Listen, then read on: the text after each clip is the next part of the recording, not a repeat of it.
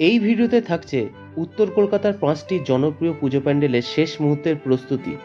এর মধ্যে থাকবে সুকিয়া স্ট্রিটের মাতৃমন্দির পুজো প্যান্ডেলের প্রস্তুতি, এরপর লালাবাগান নবঙ্কুরে পুজো প্যান্ডেলের প্রস্তুতি।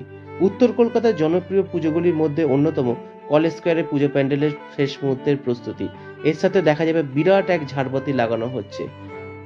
উত্তর কলিকাতার সার্বজনীন দুর্গোৎসব পুজো প্যান্ডেলের প্রস্তুতি, যেখানে বনেদিয়ানার ছাপ লক্ষ্য করা যাবে। এবং উত্তর কলকাতার জনপ্রিয় পুজোগুলির মধ্যে অন্যতম চালতাবাগান সার্বজনীন দুর্গা পুজো প্যান্ডেলের প্রস্তুতি, যেখানে মাতৃপ্রতিমায় এক নতুন চমক লক্ষ্য করা যাবে। সাথে কিভাবে আসতে হবে, থিম কি, সবকটাই তুলে ধরা হয়েছে এই ভিডিওতে। উত্তর কলকাতার জনপ্রিয় পুজোগুলির মধ্যে অন্যতম লালাবাগান নবঙ্কুরের পুজো এবছর 66তম বর্ষের পুজোয় পদার্পণ করল। লালাবাগান নবঙ্কুরের এবারের ভাবনায় রয়েছে কারাগার। এখানে মূলত থিম হলো সমুদ্র দূষণ। এই চিন্তাভাবনায় এনারা কাজ করছেন। এর আগের বছর 8,000 গাছের প্যান্ডেল করে এক চমক সৃষ্টি করেছিল। এই বছর এনারা সমুদ্র দূষণের উপর কাজ করছেন।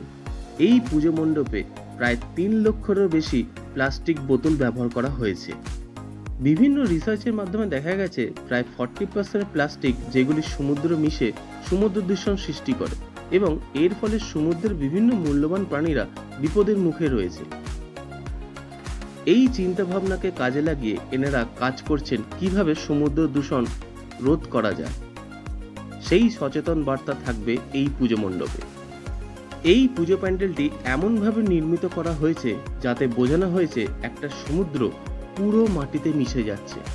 প্যান্ডেলের ভেতরটা এবং মূল মণ্ডপটি এমনভাবে নির্মিত করা হয়েছে যাতে সমুদ্রের অ্যাম্বিয়েন্স তৈরি হয়। পুরো মণ্ডপটাই বোতল দিয়ে নির্মিত হয়েছে। এছাড়াও এই মণ্ডপের মধ্যে আরও একটি আকর্ষণ লক্ষ্য করা যাবে, সেটি হলো জীবন্ত মাছ। হ্যাঁ, জীবন্ত মাছ থাকবে এই পুজো মণ্ডপে। এছাড়াও এবারের পুজোতে কিউআর কোড ব্যবহার করা হবে, এবং কিউআর কোডটি স্ক্যান করলে সমস্ত পৃথিবীর লোক এই মেসেজটি পাবে যে প্লাস্টিক বর্জন নয়, প্লাস্টিককে ঠিকভাবে ব্যবহার করা এবং ডাস্টবিনে ফেলা। এটাই হলো এই পুজো মণ্ডপের মূল উদ্দেশ্য। সমগ্র পুজো মণ্ডপ এবং ভেতরের অংশটি সমুদ্রের নিচে দেখানো হচ্ছে, তাই প্রতিমাটিও এক মায়াবী রূপের প্রতিমা নির্মিত হয়েছে। এখানে অসুরকে এক অন্য রূপে দেখা যাবে, যেহেতু সমুদ্রে আমরা অক্টোপাস দেখতে পাই এবং এই অক্টোপাস হলো একটি বিপজ্জনক প্রাণী। এখানে অসুরকে অক্টোপাস রূপে দেখানো হয়েছে, এবং এই অক্টোপাস রূপী অসুরকে বধ করছেন স্বয়ং দেবী দুর্গা। এবং মাতৃপ্রতিমা দর্শন করলে মনে হবে প্রতিমাটি ভাসমান। দুর্গা সমুদ্রের মধ্যে ভেসে রয়েছে, এবং এর আশেপাশে প্রচুর ডিটেলিংয়ের কাজ বাকি রয়েছে, সেগুলি পরবর্তীকালে লক্ষ্য করা যাবে। শিল্পী প্রশান্ত পালের হাত ধরে সমগ্র পুজো মণ্ডপটি সেজে উঠতে চলেছে। বলা যেতে পারে এবছর সাড়া ফেলতে চলেছে এই লালাবাগান নবঙ্কুরের পুজো মণ্ডপটি। শোনা যাচ্ছে আগামী 24 তারিখ এই পুজো প্যান্ডেলটি উদ্বোধন হতে পারে। লালাবাগান নবঙ্কুর পুজো মণ্ডপে আসতে গেলে সবচেয়ে কাছের রেলওয়ে স্টেশন হলো বিধাননগর রোড রেলওয়ে স্টেশন। সেখান থেকে অটো বা হেঁটে গৌরীবাড়ি মোড় চলে আসতে হবে, এবং সেখান থেকে বাঁ দিকে সোজা হাঁটলেই এখানে চলে আসা যায়। এছাড়াও মানিকতলা মোড় থেকে মিনিট 5 হাঁটলেই এই পুজো মণ্ডপে আসা যায়। এখন আমরা চলে এসেছি সুকিয়া স্ট্রিটে অবস্থিত বৃন্দাবন মাতৃমন্দির পুজো প্যান্ডেলের সামনে। মূল মণ্ডপে প্রবেশ করার আগেই লক্ষ্য করা যাবে এই পাড়ার সমগ্র বাড়িগুলিকে চিত্রিত করা হয়েছে। কেন করা হয়েছে, কি ভাবনা এদের, সমগ্রটাই জেনে নেব। তার আগে জেনে নিই এই পুজো মণ্ডপে কিভাবে আসতে হবে। এই পুজো মণ্ডপে আসার জন্য সবচেয়ে কাছের রেলওয়ে স্টেশন হলো শিয়ালদা। সেখান থেকে সুকিয়া স্ট্রিটে নামতে হবে, এবং মিনিট 2 হাঁটলেই এখানে চলে আসা যায়। এছাড়াও মানিকতলা মোড় থেকে মিনিট 10 হাঁটলে এই পুজো প্যান্ডেলে আসা যায়। এবছর 116তম বর্ষের দুর্গাপুজোতে সেজে উঠেছে সুকিয়া স্ট্রিটের বৃন্দাবন মাতৃমন্দির। বৃন্দাবন মাতৃমন্দিরে এবারের ভাবনায় রয়েছে সুকিয়া স্ট্রিট, অর্থাৎ সুকিয়া স্ট্রিটের ইতিহাস তুলে ধরা হয়েছে। সুকিয়া স্ট্রিটের মনীষীদের জীবনী, এই এলাকার ইতিহাসগুলি সুন্দরভাবে চিত্রিত করা হয়েছে পাড়ার প্রতিটি বাড়িতেই। এই বছর সুকিয়া স্ট্রিটের সমগ্র ইতিহাস দেখতে পাওয়া যাবে এই পুজো প্যান্ডেলে। এই এলাকার বাড়িগুলি বাংলা মনীষীদের স্মৃতিকে ধরে রেখেছে, তাই অন্য থিমের চিন্তা না করেই বরং বাংলার মনীষীদের মহাপুরুষদের নিয়েই উপস্থাপনা করেছেন বৃন্দাবন মাতৃমন্দির, এবং এই কাজটি শুরু হয়েছে প্রাচীন পটশিল্পকে নিয়ে। মূল মণ্ডপের ভেতরে এখানে একটি ফ্রেমের মধ্যে বড় একটি মুখ তৈরি করা হয়েছে এবং শিল্পীরা এখানে জোর কদমে কাজ করছেন। এই পুজো প্যান্ডেলের ভেতরে প্লাইয়ের ব্যবহার বেশি হয়েছে, এখানে সেটি লক্ষ্য করা যাচ্ছে। এখন চলে এসেছি উত্তর কলকাতায় অবস্থিত উত্তর কলিকাতা সার্বজনীন দুর্গোৎসব পুজো প্যান্ডেলের সামনে। এই বছরের নিবেদন এবার শুধু ভদ্র কথা। এখানে লক্ষ্য করা যাচ্ছে সমগ্র বাড়িগুলিকে সুন্দরভাবে চিত্রিত করা হয়েছে। এই পুজো প্যান্ডেলে আসলে উত্তর কলকাতা বনেদি বাড়ির ঐতিহ্য লক্ষ্য করা যাবে।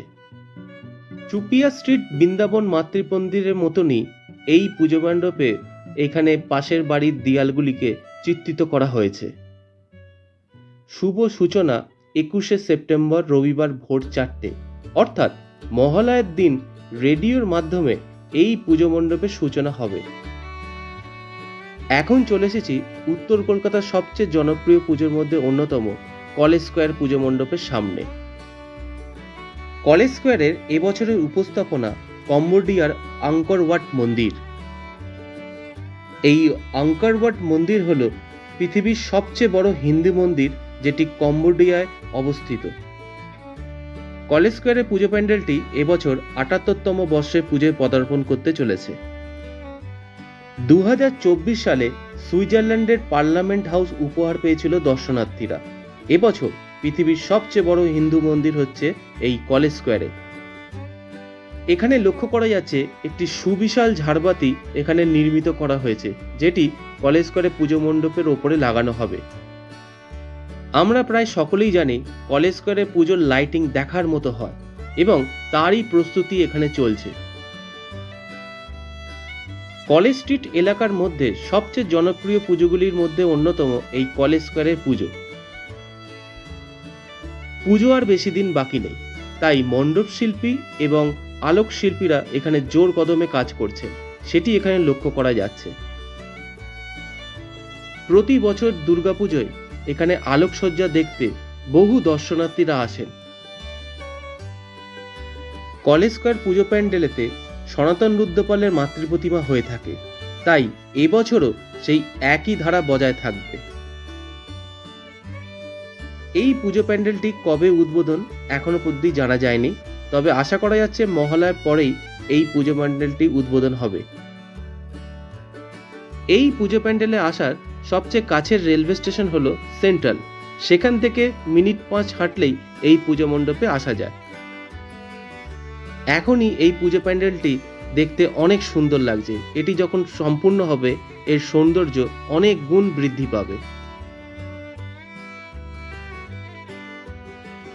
এখন চলে এসেছি উত্তর কলকাতা মানিকতলার চালতাবাগান লোহাপট্টির দুর্গাপুজো প্যান্ডেলের সামনে।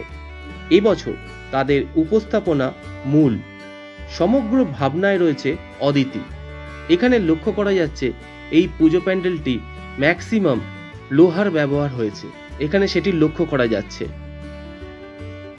এই বছর বেশিরভাগ পুজো প্যান্ডেলেতেই লোহার ব্যবহার সবচেয়ে বেশি হয়েছে, তা এখানেও এই পুজো প্যান্ডেলেতে সেটি লক্ষ্য করা যাচ্ছে। এই পুজো মণ্ডপে শিল্পী মূল ভাবনায় রাখতে চেয়েছেন শিকড়কে রক্ষা করা বা ধরে রাখা, সেটি উত্তর কলকাতার গলি, অর্থাৎ উত্তর কলকাতার প্রাচীন যেসব গলি রয়েছে তার একটা নিজস্ব ঐতিহ্য বহন করছে। গলিগুলির একটি আর্কিটেকচার রয়েছে যেগুলি ধীরে ধীরে হারিয়ে যাচ্ছে, সেইগুলি যাতে রক্ষা পায় সেই চিন্তা ভাবনায় এবারের উপস্থাপনা বা এনারা কাজ করছেন। এই পুজো প্যান্ডেলে আসলে লক্ষ্য করা যাবে প্রতিটি ফ্রেম ওয়ার্কের মাধ্যমে তুলে ধরা হয়েছে পার্সপেক্টিভ ইলিউশন। এই পুজো মণ্ডপে মাতৃপ্রতিমায় এক নতুন চমক রয়েছে, সেটি হলো পুজোতে জলশঙ্খ ব্যবহার করা হয়, সেই শঙ্খের স্ট্রাকচারের উপর মাতৃপ্রতিমা থাকছে। থিম অনুযায়ী সমগ্র পুজো মণ্ডপটি আলোকসজ্জায় সজ্জিত হবে।